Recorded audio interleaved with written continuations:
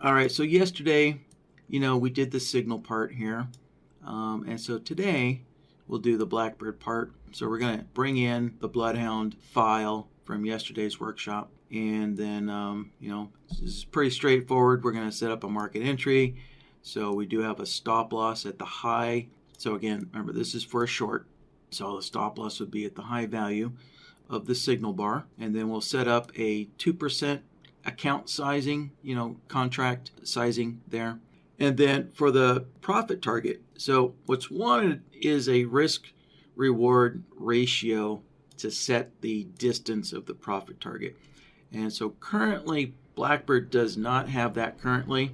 So our hopes are that in the next major update for BlackBird, which I think we definitely have one more update for BloodHound, maybe in the next two, and then we're going to focus on finishing off a bunch of improvements for BlackBird that were started but never got finished because BloodHound version 2 just basically kind of took over the workload for the programmers there.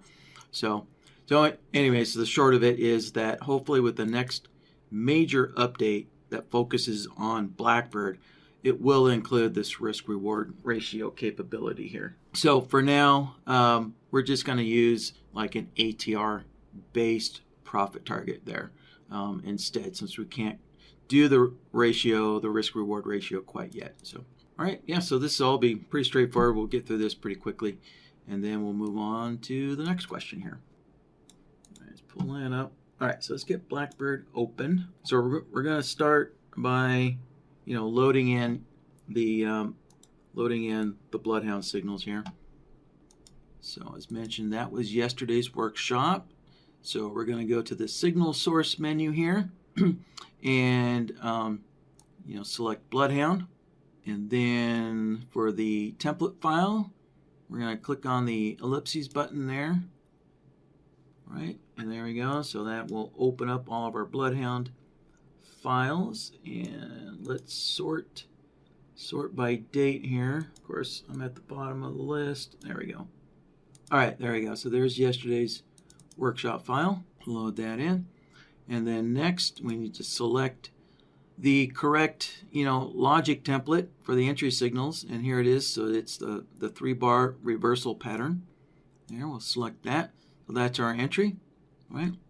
So this question does not have exit signals, so we're just going to leave the exit signals alone, and we're done. That's it.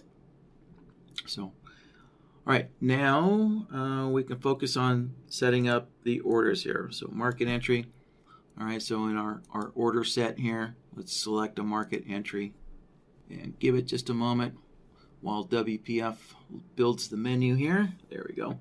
All right, and so as we said about the profit target there as a substitute for the risk-reward ratio, we're just going to use an ATR-based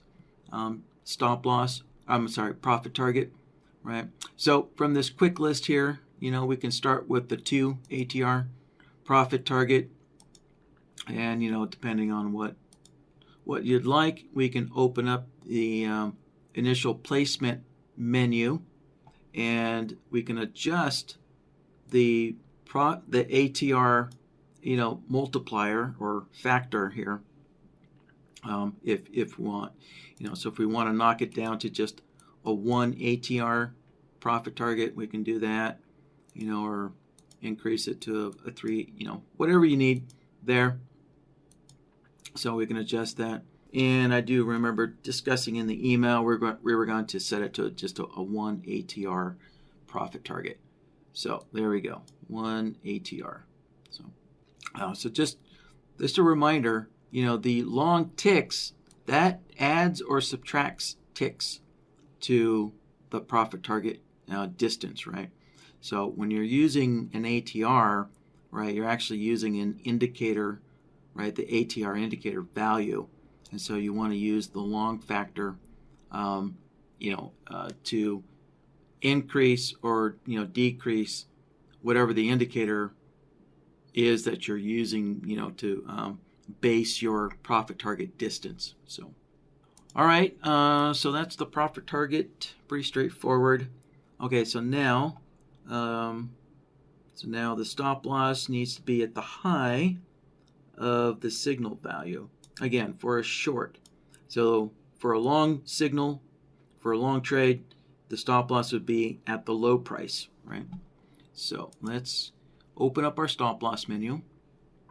And again, we have a setting here on this quick list to get us started here, right? So we have a previous bar low high there. So we could use that, and that will set up the stop loss. Well, it says at the previous bar's low or high, so we'll have to adjust that. So, but also if you wanted, to set up a trailing, so if you wanted your stop loss to trail the bar low for a long signal, then you can go to the trailing menu here. And then right here, we have the previous bar low high with trailing capabilities, right? So, so as the bars continue to go up, as the low price of the bars go up, right, the stop loss will trail up as well. So, but, yeah, this does not say anything about trailing, so let's just select the previous bar low high like that. And then we need to go in and adjust it.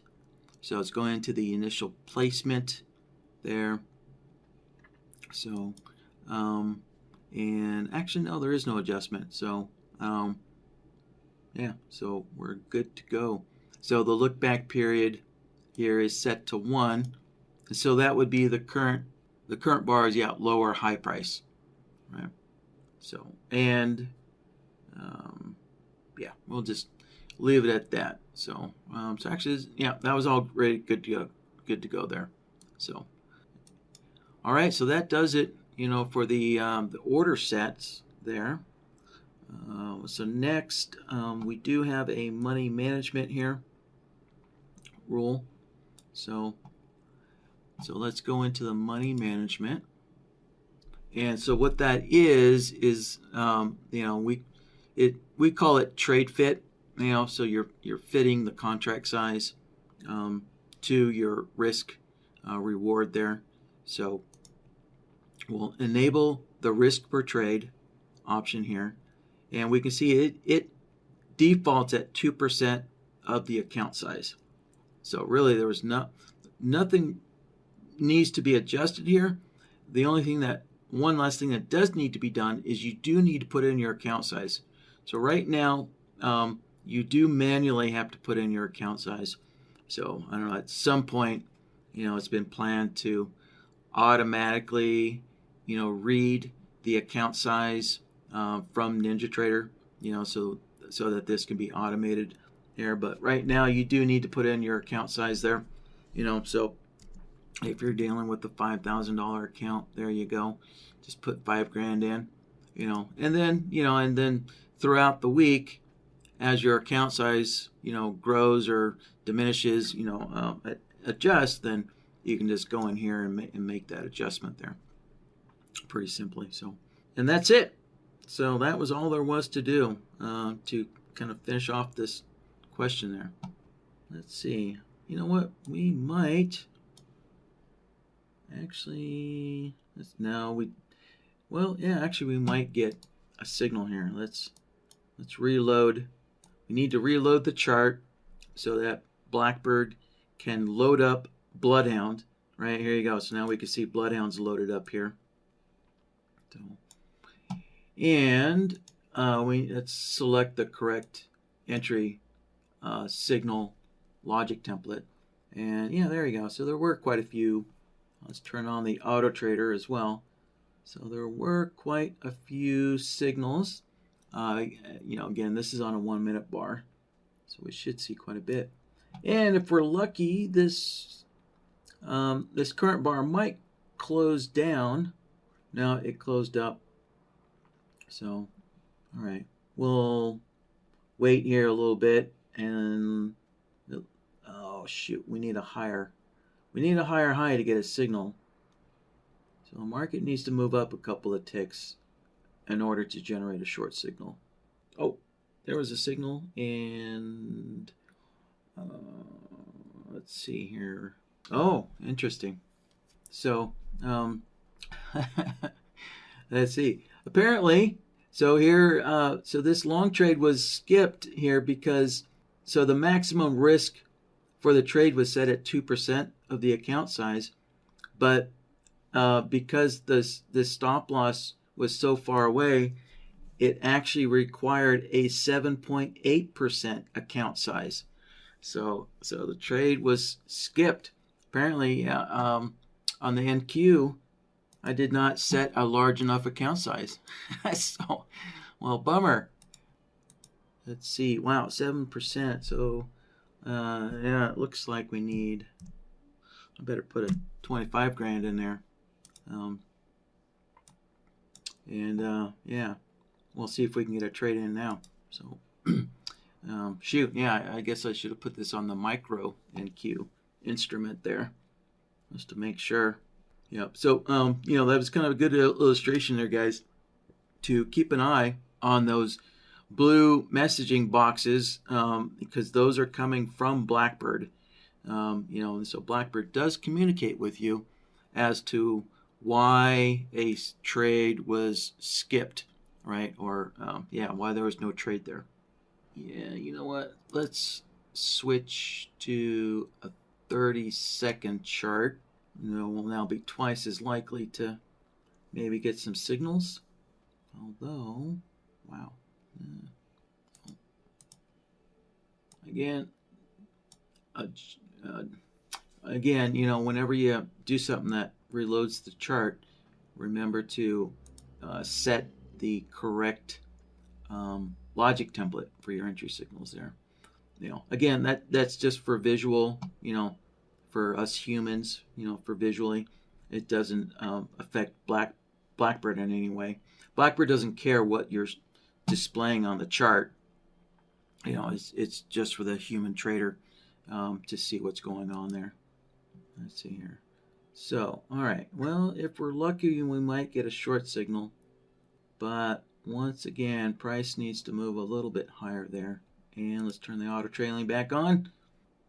Yeah, it's amazing how slow the NQ is right now. Yeah, we're in just a bunch of chop. I don't think we're going to get a signal. Yeah. All right. Yeah, I'm just for the sake of moving on here. Let's. Oh well, actually, hold on. Hold on. There is a slight chance we could get a short signal here. No, probably not. Looks like the market's going to take off, but even after this bar, we have another good chance of getting a short signal. If, come on, market needs to move a little bit higher. No. All right. So, yeah, we're done. I'm just going to move on here to the next question. Market's just not working with this.